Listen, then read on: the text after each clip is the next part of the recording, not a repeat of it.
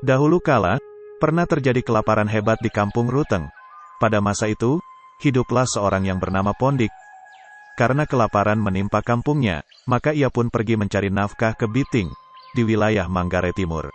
Setibanya di sana, orang-orang bertanya kepadanya, Hai Pondik, apa tujuanmu kemari? Pondik menjawab, Saya datang mencari padi, tuan-tuan. Sebab saat ini ada kelaparan hebat di wilayah kami di bagian barat. Mereka kembali bertanya, Dengan apakah hendak kau beli padi kami? Oh ya, dengan gong, tuan-tuan. jawabnya. Seperti apa gongmu itu? Tanya raja. Seperti tendeng besarnya, tuan, dan bunyinya dapat terdengar di seluruh pelosok negeri kita ini. Jawabnya. Mendengar perkataan Pondik, Raja Biting serta-merta setuju untuk menukar padi dengan gong. Lalu raja berkata, Padi kami berlimpah ruah di lumbung di loteng. Ambillah sesukamu. Di mana gongmu itu, Pondik? Jangan cemas tuan, gong itu masih ada di kamarku di Ruteng. jawab Pondik. Setelah itu, Pondik pun pulang ke Ruteng sambil membawa sewega beras. Tak lama di Ruteng, Pondik kembali ke Biting untuk mengambil sisa padi yang lain. Kali ini ia membawa pulang 3 wega atau 3 kilogram padi dari raja. Ketika pergi untuk ketiga kalinya, ia membawa serta lebah di dalam lepo.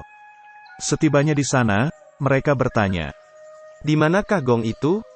Ini pak. Izinkan kami memukulnya. Jangan. jawab Pondik. Tunggu sampai saya sudah tiba kembali di Ruteng barulah kamu memukulnya. Akan tetapi, kamu harus menutup dan menyumbat semua lubang di dalam rumah.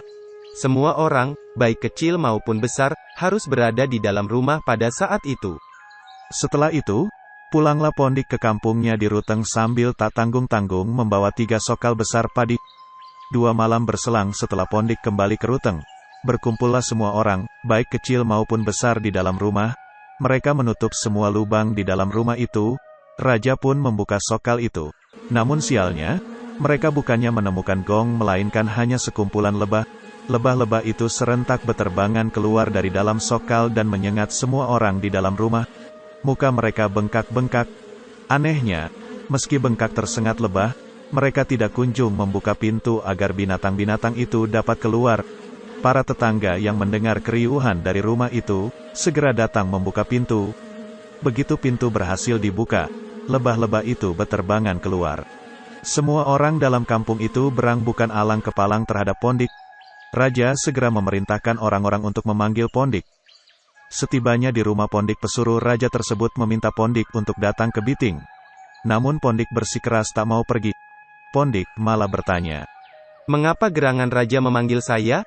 Jawab orang itu, Saya sama sekali tak tahu alasannya, Pak. Ia hanya menyuruh saya datang memanggil Bapak. Saya tidak mau pergi.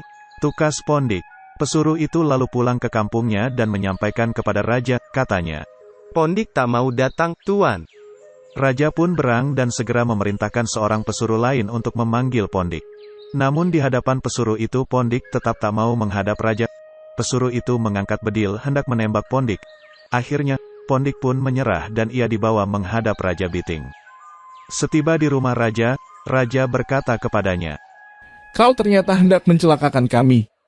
Betul, Tuan. jawab Pondik. Mendengar jawabannya itu, raja memukul Pondik. Semua orang lain pun ikut memukulnya.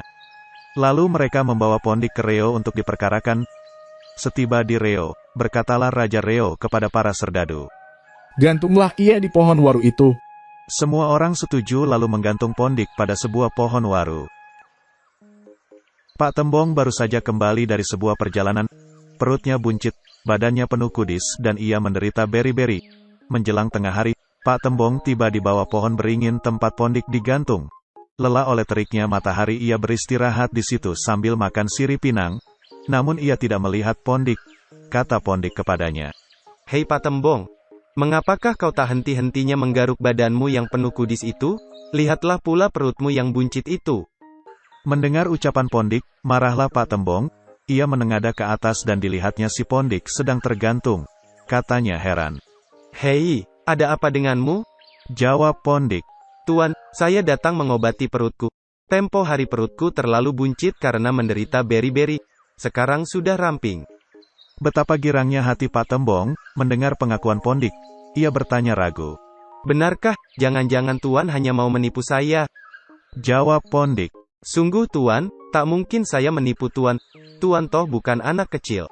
Ketika itu si Pondik sama sekali tidak tertawa sebab ketiaknya sakit akibat ikatan tali. Kata Pak Tembong kepadanya, Kalau begitu Tuan, kita bergantian. Sekarang giliran saya digantung dan Tuan turun, saya juga menderita beri-beri. mendengar ucapan Pak Tembong, sangatlah girang hati Pondik. Katanya, Baiklah, Tuan, tolong Tuan lepaskan dahulu ikatanku ini, selanjutnya barulah Tuanku gantung. Pak Tembong pun segera memanjat pohon itu dan melepaskan tali pengikat Pondik. Pondik lalu mengikat Pak Tembong, kemudian digantungkan pada dahan pohon beringin itu. Sekarang Pak Tembonglah yang digantung dan Pondik bebas. Ketika hari telah senja, orang-orang dari kampung berdatangan hendak memanah si Pondik. Setibanya di bawah pohon beringin semua serempak mengoloknya. Kami telah ditipu Pondik.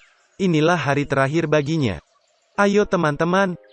Setelah itu, anak panah segera meluncur ke atas dan mengenai perut Pak Tembong, disertai umpatan. Mampuslah kau, apa alasan kau diikat di sini? Kau tidak bisa lagi mencuri. Sementara itu, Pondik terus melarikan diri. Memang Pak Tembong sempat berteriak. Matilah aku, saya Pak Tembong, saya telah diperdaya si Pondik. Namun mereka tidak mempedulikannya dan malah berkata, Kami tidak percaya, itu hanya tipu dayamu. Mampuslah kau. Mereka malah semakin bersemangat mengoloknya.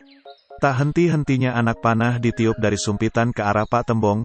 Pak Tembong pun terus-menerus berteriak meminta tolong. Mereka tetap saja tak menghiraukannya. Tak lama kemudian Tembong pun mati.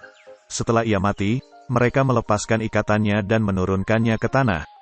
Sesampainya di tanah, betapa terkejutnya mereka ketika mendapati bahwa ternyata ia bukan Pondik. Tangis mereka pun meledak. Mereka ternyata telah membunuh Pak Tembong, keluarga mereka sendiri, yang telah diperdaya si Pondik. Sebagian dari mereka mengusung jasad Pak Tembong, sebagian lainnya pergi mengejar si Pondik. Namun mereka tak berhasil menangkapnya.